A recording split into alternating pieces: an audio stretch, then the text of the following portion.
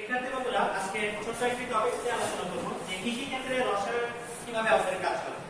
তো প্রথমে বলতেছি যেটা হচ্ছে যে আমরা যে জমিটা ইউজ করি, জমিতে বিভিন্ন রকমের ফসল ফলাই, সেই ফসলের যদি আমরা পিএইচ নির্ণয় করি তাহলে দেখুন যে পিএইচ এর পরিমাণ অনেক সময় বেড়ে যায়, অনেক সময় কমে যায়। এই পিএইচ এর পরিমাণ যদি কমে যায় তাহলে মাটির অম্লত্ব বেড়ে যায়, অর্থাৎ মাটির অম্লত্ব যদি বেড়ে যায় সেই ক্ষেত্রে আমাদের ফসল ভালো হবে না। মাটির অম্লত্ব কমানোর জন্য আমরা সেখানে একটা কেমিক্যাল ইউজ করি, সেটা হচ্ছে ক্যালসিয়াম কার্বনেট। আমরা বলছি মাটির পিএইচ এর পরিমাণ যদি কমে যায়, অর্থাৎ মাটির অ্যাসিডিটি যদি বেড়ে যায়, অর্থাৎ মাটির অম্লত্ব যদি বেড়ে যায়, এই ক্ষেত্রে আমরা ক্যালসিয়াম কার্বনেট অর্থাৎ চুন ব্যবহার করব, চুনাপাত। তাহলে কি হবে? মাটির অম্লত্ব কমে যাবে। এই ক্ষেত্রে বিক্রিয়াটা হবে ক্যালসিয়াম বিক্রিয়া করবে ক্লোরাইডের সাথে, ক্যালসিয়াম ক্লোরাইড, আর হাইড্রোজেন এসে যুক্ত হবে H2CO3 কার্বনিক অ্যাসিড। একটু দুর্বল। তো মাটির যদি অম্লত্ব বেড়ে যায় অর্থাৎ পিএইচ এর পরিমাণ কমে যায়, সেই ক্ষেত্রে আমরা যে সারটা ইউজ করব বা যে রাসায়নিক পদার্থটা ইউজ করব সেটা হচ্ছে ক্যালসিয়াম কার্বনেট, এটি আমরা চুনাপাত বলছি।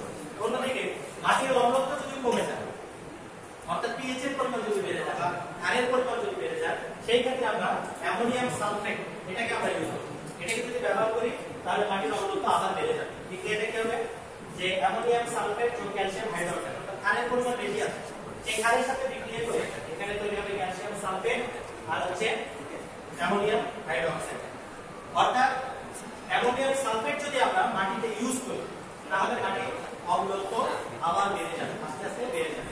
তো এইভাবে আমরা কৃষি ক্ষেত্রে বিভিন্ন রকমের কেমিক্যাল বা সার ইউজ করে আমরা মাটির অম্লত্ব কখনো বাড়াতে পারি, কখনো কমাতে পারি। তারপরও ফসল ফলনের জন্য আমরা বিভিন্ন রকমের পেস্টিসাইড অর্থাৎ কীটনাশক ইউজ করি, সেগুলো কিন্তু একেবারে রাসায়নিক পদার্থ, যদিও সেটি পরিবেশের জন্য ক্ষতিকর।